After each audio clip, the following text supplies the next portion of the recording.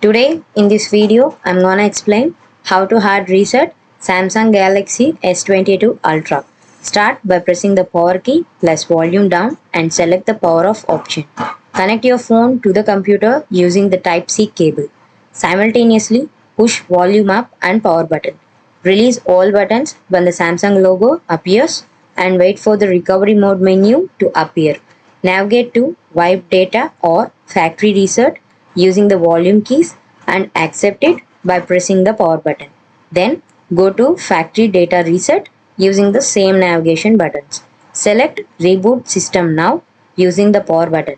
Confirm that the hard reset operation is performed. Once the reset is complete, your phone will be restored to its original factory settings.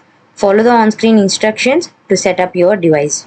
If this video helped you out, please leave a like and comment down below. If this worked for you, thanks for watching.